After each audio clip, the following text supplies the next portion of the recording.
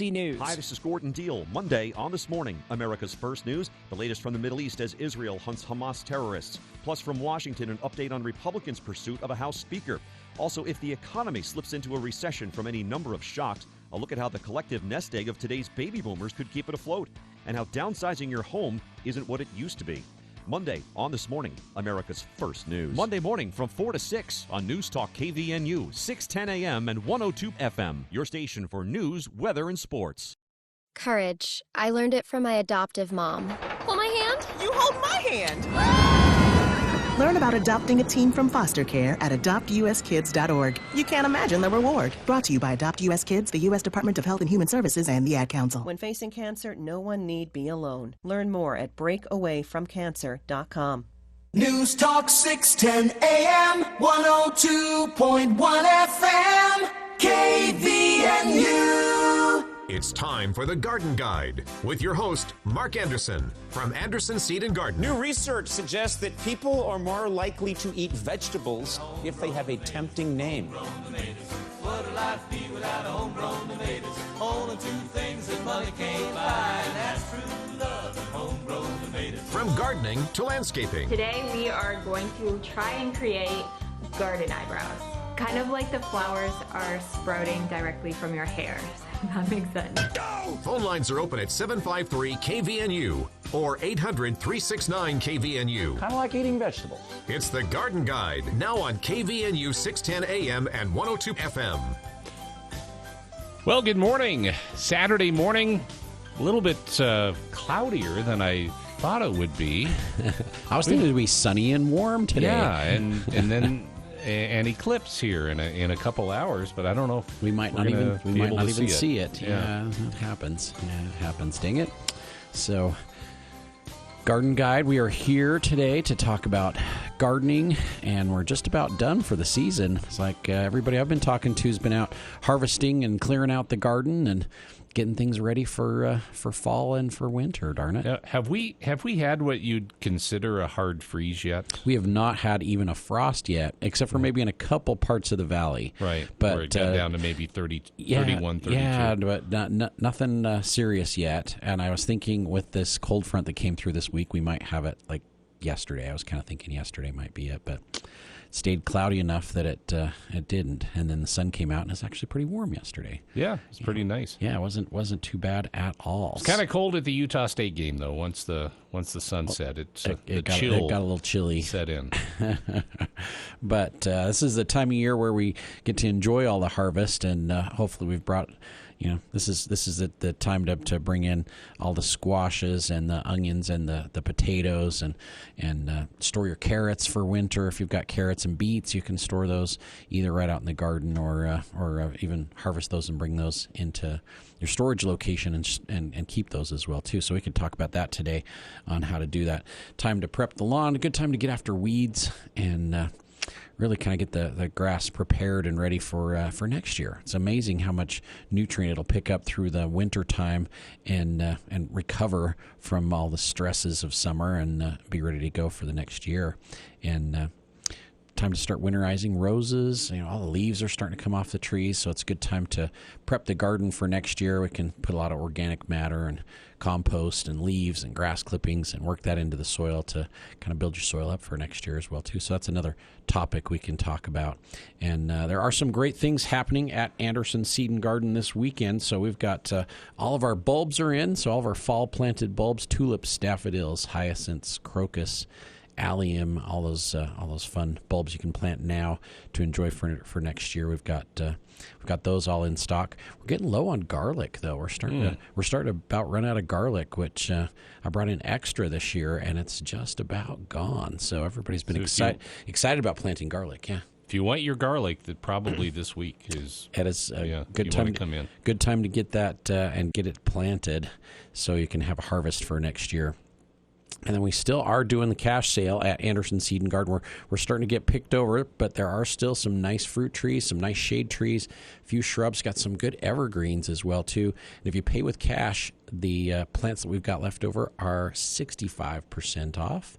And if you use a credit card or debit card, they're 50% off. So great deal. Yeah, get that extra 15% off if you pay with cash. And we do have some really nice fruit trees that came in late. Those aren't on the full cash sale. They're still discounted, but they're not the 65% off. We've got those at 25% off. And some gorgeous trees in there still. So some good-looking plants that came in really late that aren't on our full cash sale for fall, but they still 25% off if you pay with cash on those. So great deals going. And store's getting decorated for the holidays, so it's looking very fall and Halloween-y. And I was working on the other holiday as well, too. So store's getting decorated up. All right. Yeah. And we have some giant pumpkins out front and in the back part of the store, so you can come take a look at a couple giant pumpkins. I kind of did a walkthrough in the area of the pumpkin festival. There were a lot of people. Oh, there were so many people for the festival. Yeah, so many people for the festival. And our grand prize winner, the Center Street Giant, weighed in just under 1,800 pounds. Oh, wow. Just barely under 1,800 pounds. Yeah, so it was huge. But we've got a 1,100-pound pumpkin in front of the store right now. So, how many seeds would that produce? A lot. Somebody asked me yesterday, how many pies will that make? It's like, well, for that size, probably about 350 pies. Wow. So, or somewhere around there. It depends on how big your pie is. Yeah. So, yeah. Standard pie. Yeah, standard size pie. Usually use about a pound of pumpkin. Per pie? Per pie, yeah. So if you get like a 16-ounce can of pumpkin, so we'll have to try it one day and see how many pies we can make out of it. That'll be next year's contest. Yes, so we'll see what we can do with that. So quite a few things happening downtown, and of course on the 28th of October, I believe it's the 28th of October. Yeah, 28th of October, we've got the Halloween Festival there on Center Street, so sponsored by Logan City, and we've got the Witches Dance going on. There'll be food trucks, there'll be all kinds of activities happening, and we'll have trick-or-treating on Center Street on the 28th. I think it's just on Center Street. It's not throughout all of downtown, just on Center Street, and that will be on the 28th from 12 p.m. until 6. I'm just amazed at how fast this year has flown by. I know. I'm looking at the calendar. Yeah. It's almost the end of the year now. It's almost end of 2023. Looking at the calendar going, it's the middle of October already. And it's just we had such a slow start to the season. It seems like our summer was abbreviated. And it seems like our fall colors have been gorgeous. They've been gorgeous. So for pretty. One. Yeah, so pretty. But a little bit later this year. Oh, I think we're kind of on time. Right, I've seen as early as like the 20th of September and as late like last year the leaves didn't even really change color because the weather was so good, and then we just got snow and then it was over. Yeah, and that trees just didn't drop their leaves or anything. So this year a little bit more of a normal fall with some nice color, and the color we can attribute directly to all the water that we had this year. So the trees really produced a lot of leaves, and then they've been very, very colorful. So beautiful. Been driving around just to see the colors all over the state, and it's been gorgeous. Well, just looking at the mountains, looking at the Wellsvilles, and then to the Bear River Range behind us here. Just when the sun hits that brush there, I'm losing my voice, but it's just gorgeous when the sun hits that late in the day. Yep, so pretty. Been up Logan Canyon and Sardine, and got down in the Salt Lake area and hit some spots down there. It's been so pretty, so not so bad. The phone lines are open. We are here to answer your questions today in the studio. So 753-5868, 753-KVNU, or 1-800-369-5868. And a lot of topics we can talk about. Still have people wanting to plant grass, and a few people even planting cover crops. Hopefully they can get those up before the weather changes. And it looks like we've got pretty good weather for the next couple of weeks. And we could get some good things done outside in the garden. So I've got my garden all cleaned up. So we went through and took all the corn stalks down and pulled up all the tomatoes. And the root systems on the tomatoes were just massive. So we had some really big root systems on those. Got all the cantaloupes and squashes and pumpkins harvested, and just kind of cleaned up the whole garden. The only thing that's left out there are our beets and our carrots. And I've got to put some some fencing around those because the deer are going to get in there and nibble on the carrots. Because I opened the fence up since everything was gone, and we needed the fence open to clean the garden out. So now's the time to start adding some soil conditioners and some compost and some nice organic matter to put back into the garden for next year. So we've got a couple different options. So that's something we can definitely talk about on the radio today, on what to add into your garden to work into the soil so it'll build your soil back up for next year. And there's some really cool new options that people can use. So, all right. Well, first up this morning, we have Richard on the line. Good. Good morning, Richard.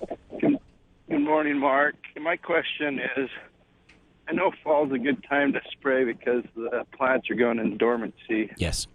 And I had the garden all clean and pretty until I didn't. Now there's a carpet of weeds and everything. Is it too late to spray that with Kills-All and everything, or is it because of the temperature? It's not. In fact, Kills-All will work with as low of daytime temperatures as about 50 degrees, and so it will work very well. It just works slower the cooler it gets. So don't expect to see the weeds just keel over dead 24 hours. It's going to take a little bit longer.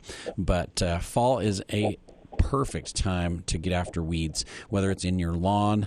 We can use Weed Free Zone or Spurge Power or Weed Out, Trimec formulations, and they are very, very effective this time of year. So we've had some great results with some fall applications. But also in your garden where we're getting these rainstorms this fall, we're seeing a lot of weeds popping up even after we've kind of started to clean the garden up. And it's a great idea to kill those and till them in.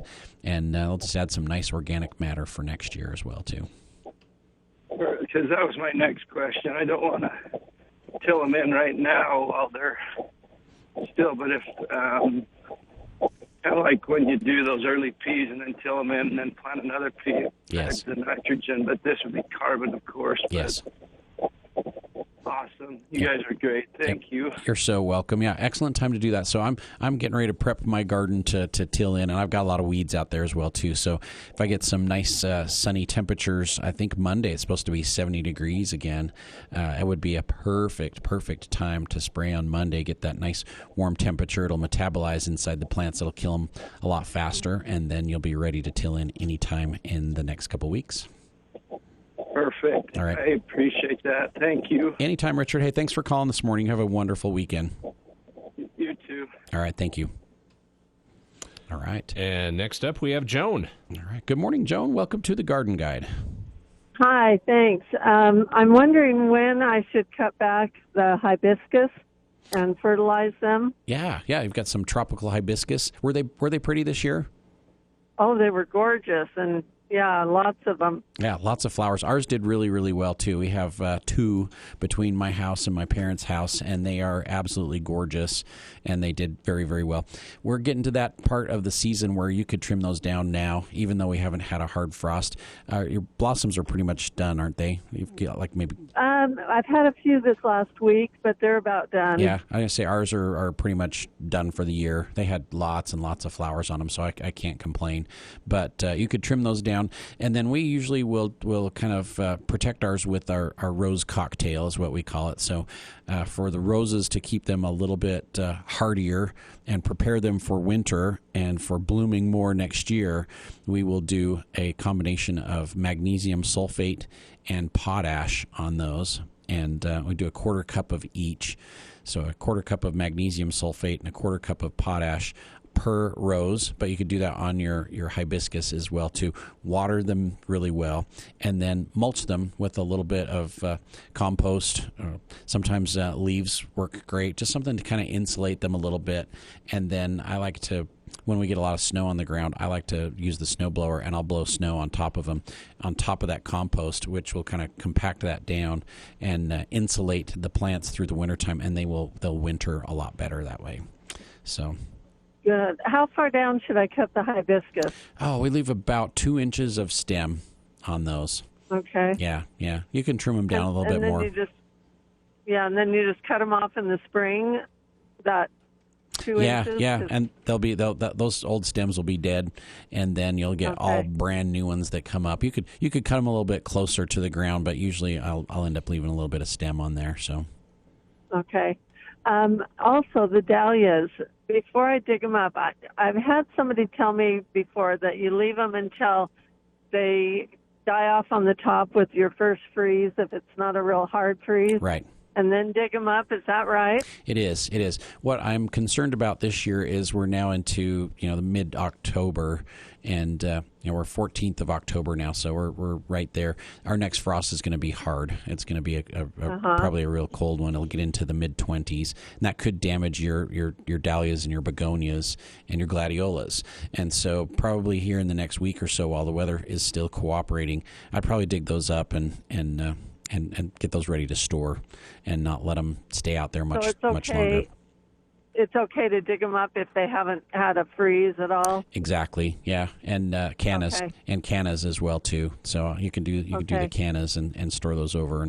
And the great thing about the dahlias and the cannas is they just produce like crazy. So if you had one plant this year, you're going to have 3 or 4 next year, and they just continue to multiply, and they'll go crazy.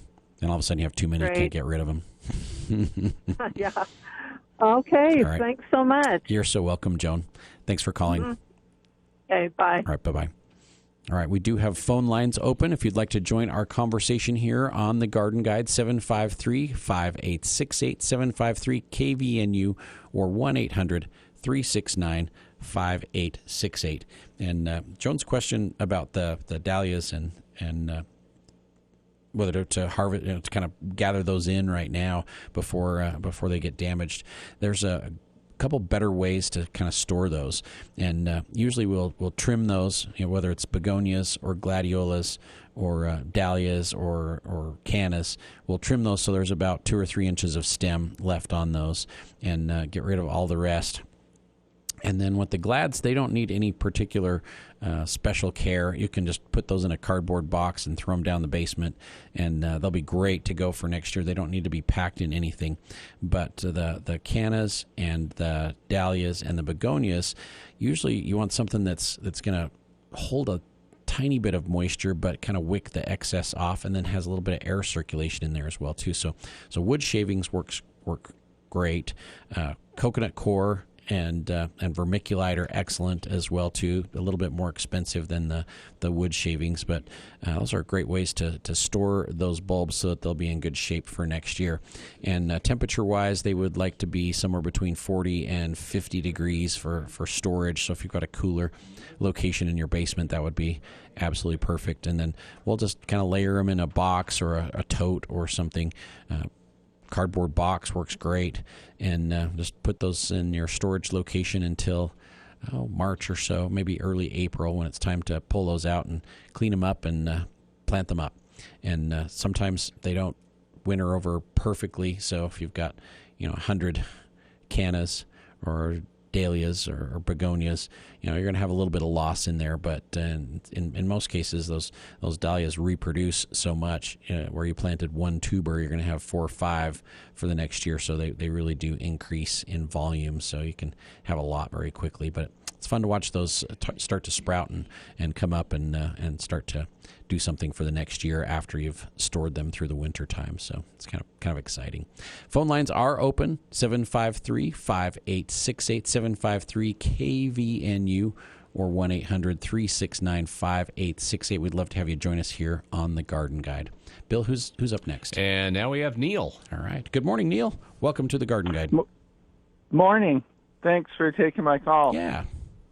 I have a question about what's the best agenda to follow as far as, your last few lawn mowings and getting your lawn ready for winter. I've kind of just done random things in the past, and maybe I should be doing something different to get better results. Oh, great question, Neil. And there's a lot of people that would love to just get out there this weekend and mow the lawn and dust their hands off and say, okay, I'm done for this year.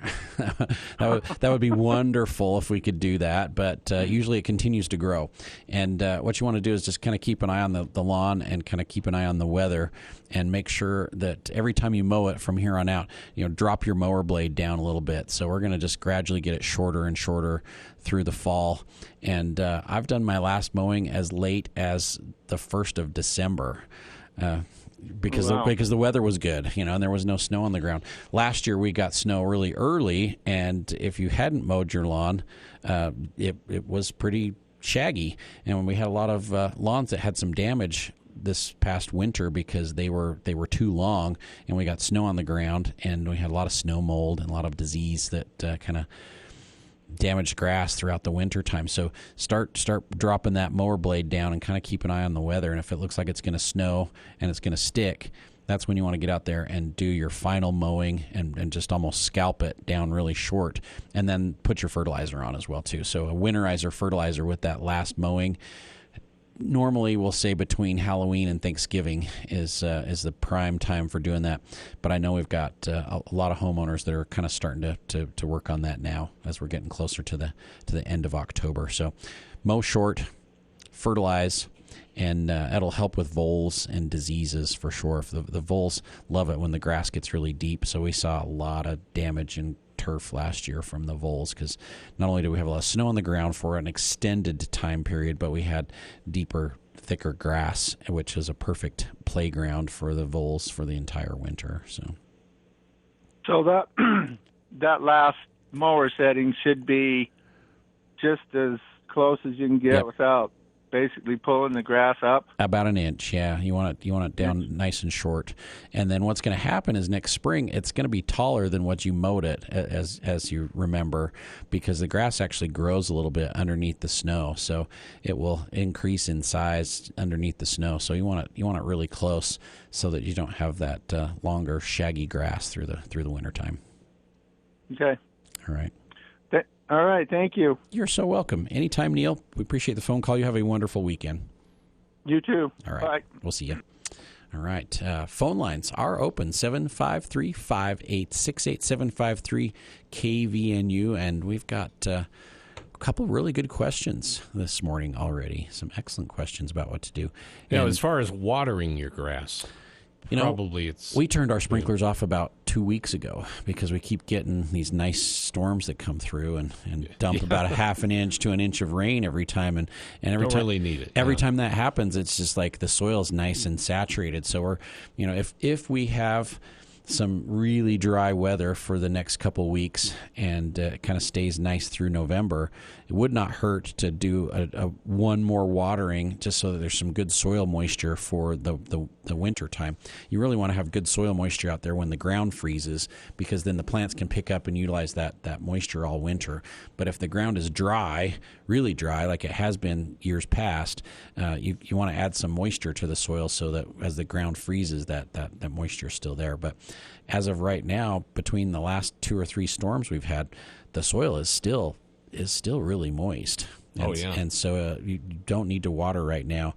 And I don't know how much we got of this last storm. Was it like I think it was like a half an inch to 3/4 of an inch of rain? We got at least half an inch about over the last 3 days, 0.54, 54 hundredths. See, that's enough to really keep your grass pretty happy this time of year for at least a week, and your plants as well too. The one thing that we definitely are encouraging people is if you're planting bulbs, tulips, daffodils, hyacinths, crocus, all those fall planted bulbs, you really need to have some good soil moisture for those. So even with all the rains that we're getting, it would not hurt once you plant those to water them thoroughly, and that'll kind of activate your fertilizer that you put down in the bottom of the hole, and then those bulbs need that moisture to really start to produce a root system so that they'll bloom for you for next year. So it's kind of critical that those get watered. But yeah, great questions by Neil. So time to start dropping the mower blade down. And when the leaves start coming off the trees, I was driving around yesterday and saw a lot of people out raking their leaves. I like to use the lawnmower. for picking up leaves. It's a lot faster, and it kind of grinds them up, and then I can put them all over my garden and then till those into the garden. The leaf raking is kind of iconic, though. It brings back pleasant memories. It does. It's a lot of work, though, so I'd rather just go over it with the lawnmower and chop it all up, and it bags it for me, and it's all prepared and ready to go out in the garden. So not too bad at all. So we do have phone lines open. We'd love to have you call and join our conversation here on the Garden Guide. 753-5868, 753-KVNU, or 1-800-369-5868. And we're just talking gardening, fall cleanup, planting bulbs, and mowing the lawn, how much water you need, all those good things for fall. So we'll be taking a short break here, and we'll be back in just a few minutes here on the Garden Guide.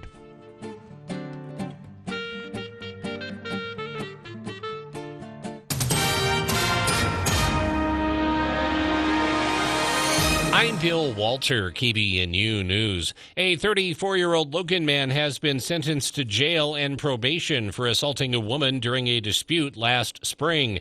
Reuben Zane Johnson was ordered to serve 67 days in jail, but given credit for time already served. Johnson was sentenced Wednesday morning in First District Court in Logan. He previously accepted a plea deal, pleading guilty to 2 counts of aggravated assault, one a second-degree felony, the other a third-degree felony. On June 2nd, Logan City police officers were called to an apartment in downtown Logan on a report of a domestic dispute in progress. The victim told police Johnson had tried to strangle her multiple times, pulled her hair, and used a machete to threaten her.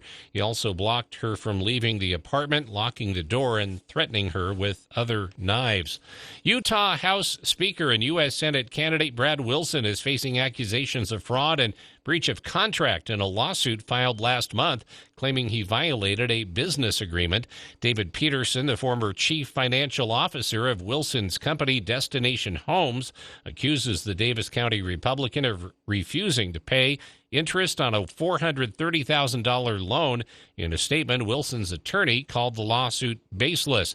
Destination Homes co-founder David Bailey is also listed as a defendant.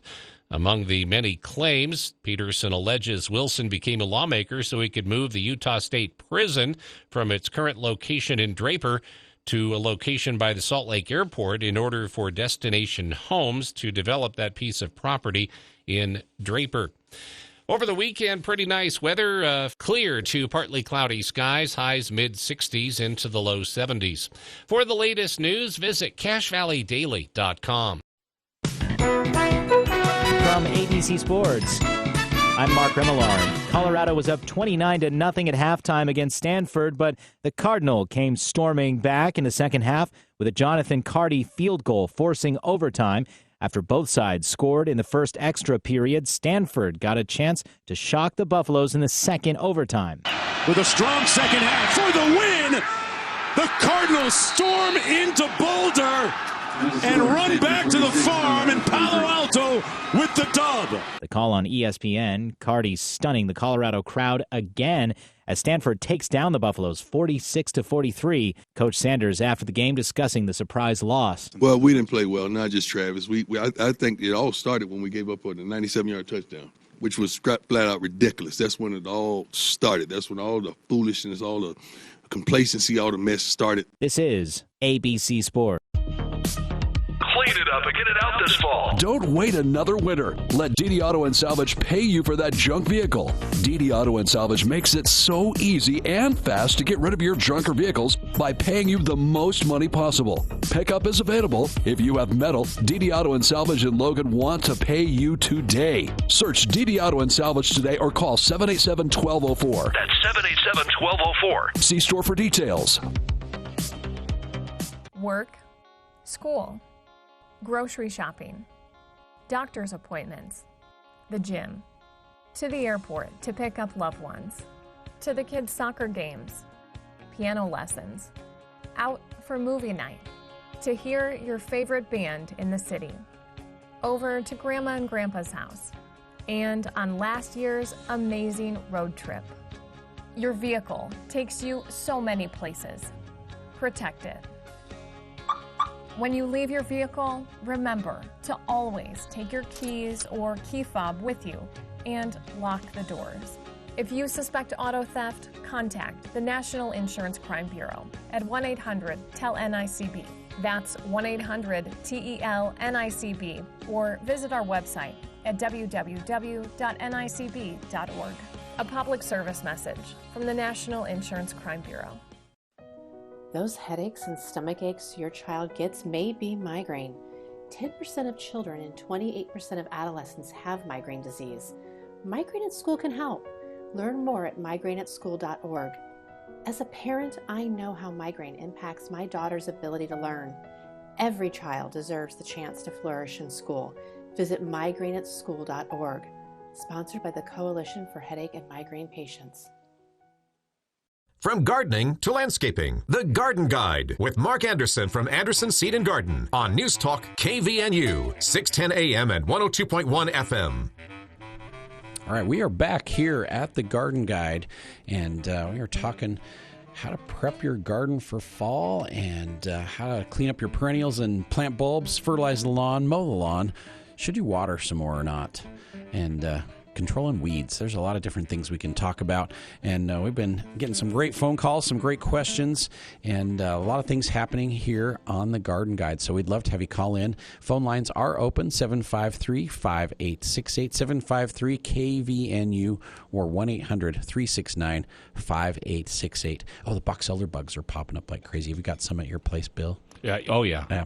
But not as many as previous years. It hasn't been quite the infestation. They're coming.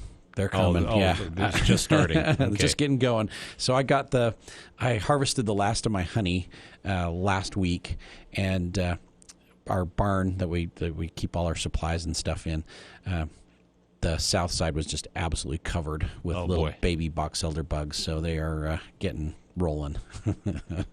So one thing I haven't talked about recently on the show, so maybe we should do that as well today. So, and they, it's cold outside, so they want to come inside as well. They do. They're trying to find a nice little place to winter over for the next few months, and hopefully we won't have a 6-month long winter this year. Yeah. I have my fingers crossed. Hopefully it won't extend into May this next year. Like it did in 2023. So we'll try and avoid that. But it does sound like we're going to have a more warm and moist winter is what the forecasts are looking like. Yeah, with the El Nino, strong El Nino. Is it El Nino or is it La Nina? I've heard El Nino is strong. Yeah, is what's happening. So it will be nice because last year was a very cold winter and it did a lot of damage. And so we had a lot of trees. If you even drive around right now, you can see trees where the leaves are falling off and there's branches that are like dead in there that just need to be pruned out and cleaned out. So a lot of damage that way. A lot of damage on stone fruits that are not quite as hardy. So peaches, nectarines, cherries, even some plums and apricots. We saw a lot of damage on those. Almonds. All the almonds that I've seen were really, really not in great shape, so kind of beat those up. So we got our fingers crossed we're going to have a warmer and wet winter, which will be really good. So, yeah, rain. We could have snow, but sometimes we even have rain. Rain down here, in December and January, depending on if it's the Pineapple Express coming up from the southwest or... If it's from the northwest, it's usually snow. It's a little colder. Yeah, it's a little bit colder. So this last week we got all of our garden cleaned up, and so now I'm starting to accumulate product to put on the garden to build it up. It seemed like it was a little more compacted this year, so I really want to get a lot of organic matter out there to loosen it up. So I've got bales of straw to spread out over the garden. And when you're getting ready to prep the garden and till it all in for fall, there's a rule of thumb that I like to always follow, and it's one word, and it's variety. A variety of different materials is much more beneficial for your soil than a lot of one thing. And so some gardeners will do like 3 or 4 inches of composted manure, and then they'll have problems for the next year. Or 4 inches of compost from the landfill, and it can cause problems because you've got too much of any one thing added into the garden. So the key is variety. We want to do a variety of different materials, and so I'll put probably about an inch of straw out there, and then if I get some leaves and some grass clippings that we pull off the lawn as we're gathering up leaves this fall, we'll spread that out there as well too. And then some other additions that are really good. You can definitely do composted manures, so poultry or steer manure. We've got some great sources here locally for that. So would you layer that on top of each other, You're gonna partition that? You're going to layer them. Yeah, Oh, okay. so you're going to layer them. So you're going to do like a half inch to an inch of each material, and try and do 3 or 4 different materials, and so that it adds up to about 2 to 4 inches total. And so composts are great. I know Logan Landfill is working on a new compost, and they're starting to turn that out. And they're taking the biosolids from the water treatment facility, and they're composting that with all the green waste, which is great because the biosolids are high in nitrogen, a lot of minerals and iron in there as well too. But then all the green waste is much higher in carbon. So when they compost those two together, it breaks down faster, and then you have a more complete nutrition in your compost than what they have had previously. So this is the first time they're doing this. Because the water treatment facility has been going now long enough that they can pull those biosolids out and then compost. And then Logan City just got a $4 million grant to improve their compost facility. So in the next couple of years, they're going to be turning out some amazing compost. So it's going to be a great benefit to the valley. So then we would be composting all of our biological material, branches and leaves and grass clippings. We'll be composting all that excess waste that gets sent to the green waste facility with our solids that are coming from our water treatment facility. So doesn't get any better than that. So a lot of people have even more beautiful and productive gardens. It's gonna be a much more complete compost. So it's gonna have a lot more nutrition, a lot more nutritional value in it. So that should be really good.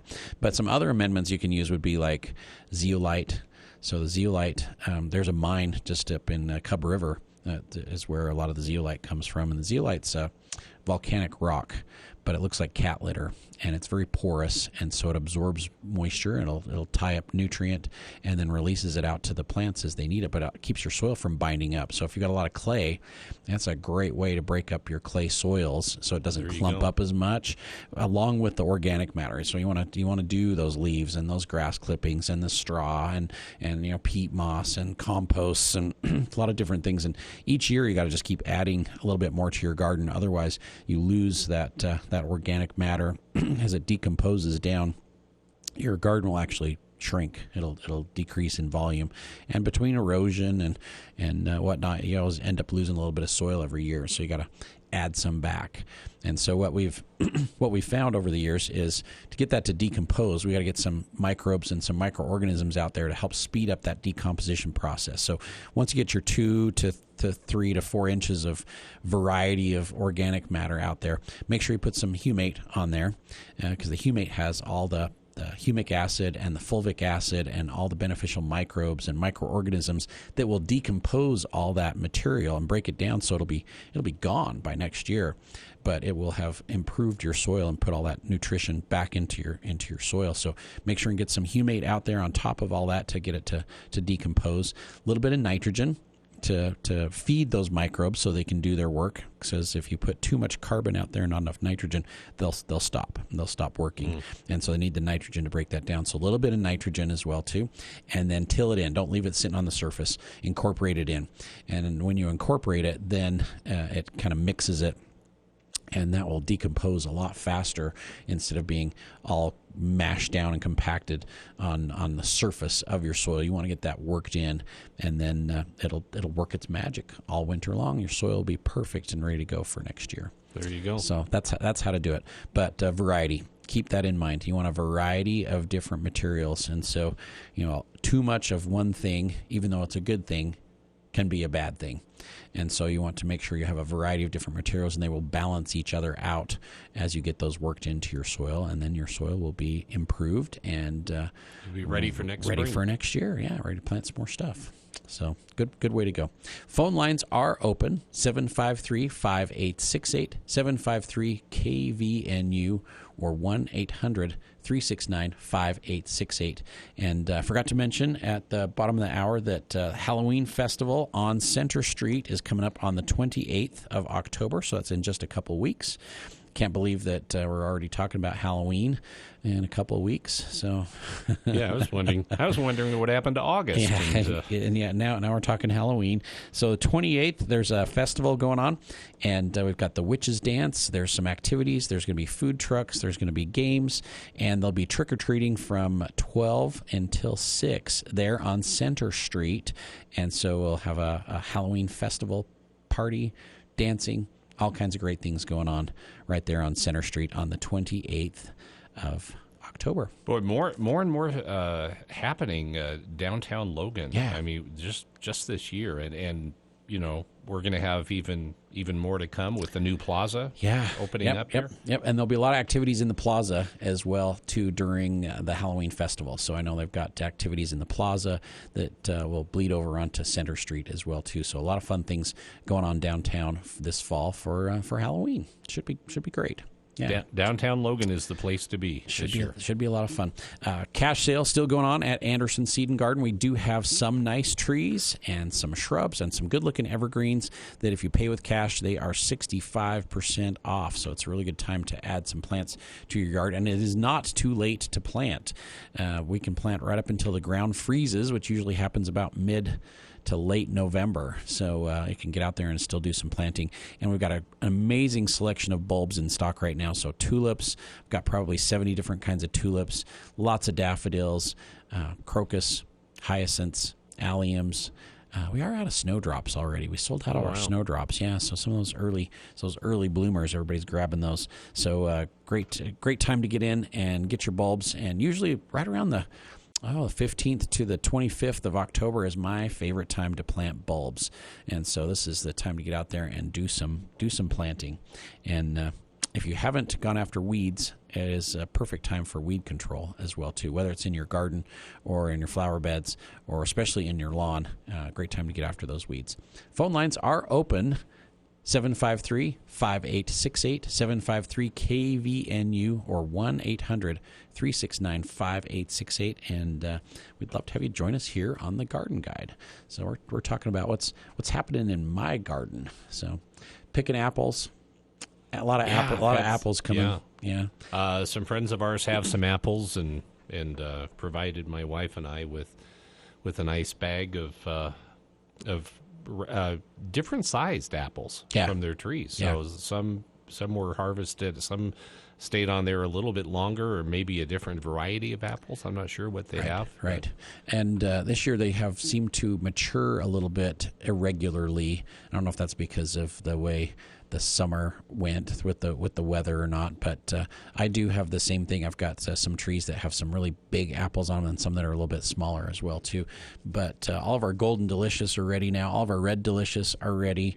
We've been picking John of Golds as well too, so they're ready to go. Even though we haven't had a frost, we're still picking those apples because they are ready to go, and it looks like our next frost is going to be cold enough to do some damage to those apples. So unfortunately, we had a lot of hail damage on our apples, so they have a lot of pock marks on them from that hailstorm right around Labor Day.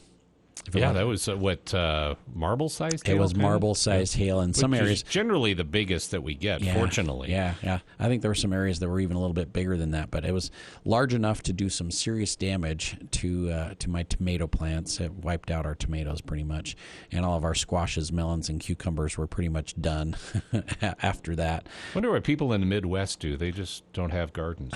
Something, yeah. It just shredded my corn, so the corn stalks were just shredded. But it damaged my apples, so I've got pock marks on the apples, but they're still really, really good. So I've been eating apples almost every single day. Just can't beat it. Little bit, they've been through the war a little bit. Yeah, but, a little beat up, good. But I know how to peel that off, so it works. Well, next up, Mark, we have Curtis on the line. Right. Sounds good. Good morning, Curtis. Morning. Beautiful morning. Comment on your spraying being too late. Yeah. When I was younger, being raised on a farm, we had some fall wheat about this time of year. My dad told me to go spray it. I said, you'd be wasting your time and spray. And he says, just do it. Being a teenager arguing. But and you'd be surprised that next year when I got about knee high, you could see right to the inch where I'd missed or on a corner or whatever. Right. It just cleaned that up so nice. So it's not too late to spray. But another thing on your kangaroos, I transplanted some lilacs this year, and I'd keep water to them and baby them along, and they were just struggling. So I started pouring the kangaroos to them, and man, you couldn't believe the new growth that come up on them. So that stuff works on lilacs too. It's amazing. Yeah, it's amazing. I use it on basically anything I'm transplanting, whether it's a geranium or a tomato or a shrub or a new tree, just to get those roots going and taken off. But even plants that are established and are struggling a little bit, between the kangaroots or the boomerang, which have similar ingredients in there, man, it just encourages those fine root hairs to take off. Then all of a sudden the tree or the shrub can pick up the nutrient and the water that it was missing before, and you see them take off and thrive. So good to know, Curtis. I've never tried the boomerang. I'll have to do that sometime. But that kangaroos, boy, that works magic on that. It really does. The boomerang has a little bit more nitrogen in it, so you'll see a little bit more foliage growth out of it, where the kangaroots is really focusing on the root system. But once you get that root system really healthy, then all of a sudden the plant can pick up the nutrient that's out there that's just waiting to be used by the plant. It just allows it to pick that up and utilize the water a lot better. So you'll see your plants just react with it. So great comment. Yeah, a question I had, I tried something new this year I'd never done, is the cucumbers on a trellis. Yes. Just got some of the wire livestock panel, the wire light stuff, and some T-posts. And anyway, it's worked great. It's surprising that this wife loves it. They're easier to pick. Yes. It's easier to weed, water. Absolutely. They take up a lot less space, too. Yeah, that's most people that do go vertical, that's the reason. And it's easier to maintain for sure, but I've been told there's actually varieties that will do better on trellis of cucumbers. Do you know of that? Is that just something I hear? And but these done fine. You have to train them, but right. I was wondering on vine plants to do a little more vertical gardening. I have tried multiple varieties and done them on trellis. So I've got wonder walls that are about 5 feet tall, and once you sink them into the ground, they're about 4 feet tall, and they're perfect for trellising cucumbers. And my Tasty Green does amazing on there. They do really, really well, and I hardly even have to train them to go up. They just grab onto it and just climb by themselves. And then I do another variety. It's called Sweet Success. And I've also done the the Burpee Supreme. And they have all trellised really, really well. We have done pickling cucumbers in the past, and Pioneer was good, and so was the homemade pickles. But some of the varieties, the vines are too short. They won't climb very much. So you want to make sure and get varieties that have nice long vines to them. And those are the ones that will probably be the most successful for you. So yeah, I don't. My wife bought the seeds on these, and she wanted a pickler. Yeah. So that's what we have, but they've done great. So that's awesome. I've tried the black plastic and the drip lines and doing nothing, just weeding them. And this, I think this will be my way from now on. Yep. Is go the vertical way. So once we started trellising ours, we'll never go back. It works awesome. Yeah, it really does. Yeah. Good. All right. All right. Well, enjoy the weekend and you beautiful day and beautiful leaves, and one of these mornings we'll wake up and everything will be white. Yep, that's going to happen. Thanks so much for calling this morning, Curtis. You bet. All right. Have a good weekend. All right, 753-5868, 753-KVNU. We've got about 7 minutes left in the show. And if we can get a couple more callers snuck in here, that would be perfect. We got another one. And we have Laurie. Yeah. Good morning, Laurie. Welcome to the Garden Guide. Good morning. I just recently bought some hydrangea plants, and I don't know how they winter over, or if I need to do anything in particular for them. Great question. Bye. You don't want to do too much pruning. And so basically in the fall, we'll just deadhead all the flowers off and maybe just a little bit of minor pruning, but otherwise let them do their thing. Some of the hydrangeas will only bloom on the second year's growth. And so if you prune them too heavily, you won't have any flowers the next year. There are other newer varieties that bloom on the new growth as well as on the older growth. So you're still better off doing less pruning, just kind of trimming them up, clean them up a little bit for fall, take the dead flowers off, and let them do their thing. We have used our rose cocktail on the hydrangeas as well too, and it's great for the hydrangeas because the magnesium sulfate helps lower the pH of the soil, which will keep your color on your hydrangeas true, and the magnesium helps them bloom more for the next year, and then the potash makes them hardier through the winter time. And so we'll do that quarter cup of magnesium sulfate and a quarter cup of potash on each plant, water it really well, get it to work into the soil, and that will help make them hardier through the winter time and bloom more next year. If you wanted to, you could add a little extra sulfur. So the soil sulfur is always good to add to your hydrangeas since our pH of our soil is really high and we want that down a little bit lower. So I'll always add sulfur in the fall, just straight soil sulfur as well too, and that works great. Okay. All right. Well, that answered my question. Yep. Thanks so much. Yeah, pretty simple. So minor pruning, magnesium sulfate, sulfur, potash, water them, let Mother Nature do her thing. Okay. All right. Thank you so much. You're welcome. Thanks, Laurie. Have a great weekend. Bye. All right. Okay. We got, 5 minutes left, Bill? Just under, just a little over 4 minutes. 4 minutes. Awesome. We could get a call or two. We could get a couple of quick calls. Yeah, we could get another call. So we were just talking weed control with Curtis a little bit. And if you've got weeds, morning glory, thistles, mallow, clover, puncture vine, any of those showing up in your lawn, now's a really great time to get after those weeds. And Weed Free Zone from Fertilome is our go-to. It's quick, works in cooler temperatures. If you've got daytime temperatures as low as 45 degrees, it still works. And it works great on the hardest to kill weeds, and it works faster than most weed killers. So really great time to get after the weeds in your lawn right now if you've had weeds popping up this summer. And it seems like everybody has had weeds like crazy. And I've got a little bit of puncture vine that has snuck into part of my garden and a ton of purslane that's all over the place. And I'd like to kill those off before. A name like puncture vine, it just does not sound like a weed that you want to grab, even with thick gloves on. No, it goes right through the gloves, and then if you step on it with the wrong shoes on, it'll go right through your shoes into your foot. That is like the most evil plant ever. So Burr buttercup, puncture vine, and what else? Goat heads. People call them goat heads as well too, because they've got the two horns on them. Oh, there you go. Yeah, they're just not very nice. So a lot of different names. We won't say on air what most people call them, but okay. Here's the grasshopper's gone. I think I saw a couple earlier this week in our backyard, but it seems like they're starting to die off. The population has decreased, but they have been reproducing and laying a lot of eggs. So I had a gentleman in yesterday, and he was asking, what can I do to prevent grasshoppers for next year? And I said, till your soil.